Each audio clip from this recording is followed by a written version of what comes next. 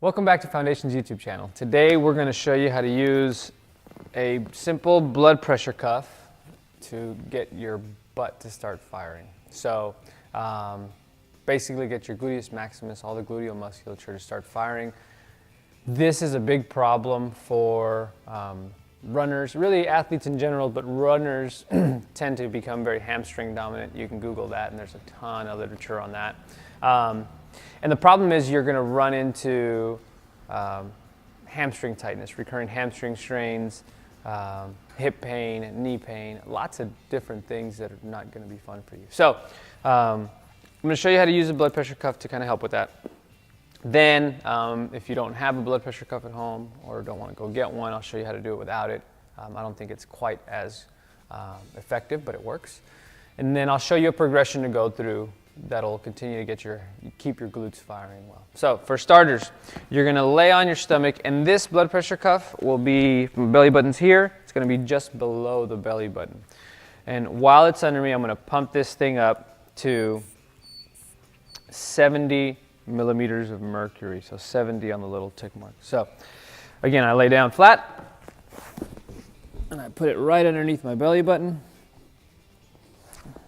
And then I'm going to get just in this position like this. I'm going to try to rest my head down. I can turn my head to the side so I'm not lifting my head. If I lift my head, the tendency is going to be to arch my back.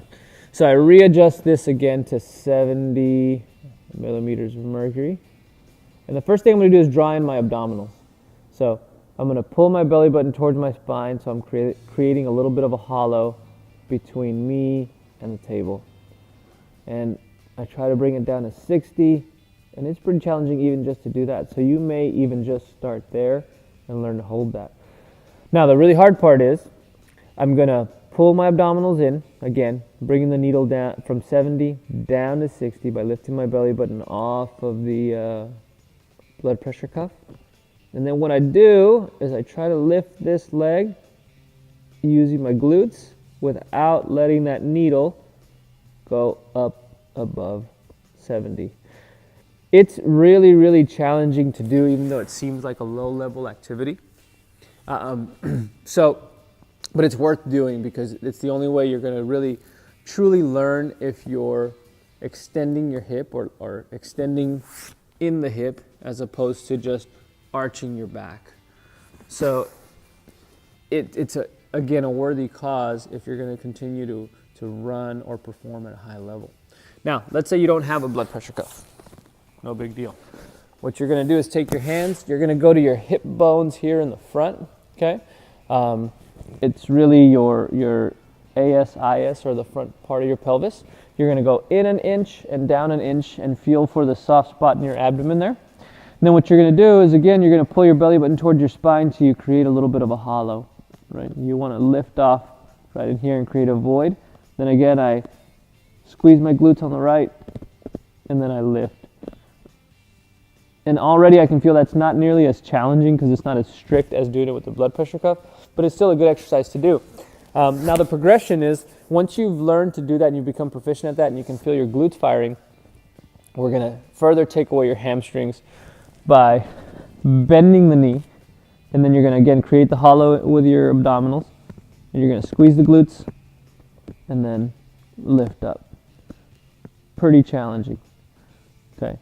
Now, if you find that you just cannot do that, and you feel like you're always overusing your hamstrings or cramping up in your hamstrings, what you do is you lose your shoes, okay?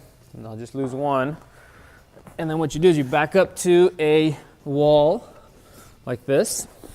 You're going to, again, engage the abdominals like we talked about.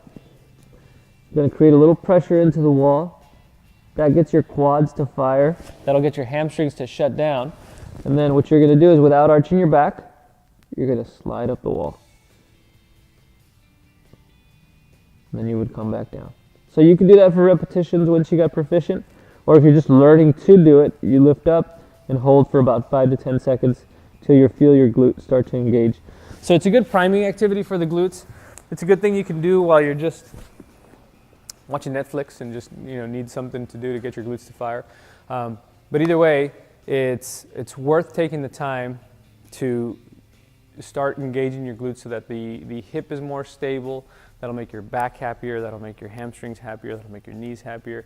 It'll make you happier in general. So again, I think out of all of those things, the one with the blood pressure cuff gave me the most feedback and made me feel like my glutes were firing the most. But if you don't have the blood pressure cuff, try the other ones and see what you think.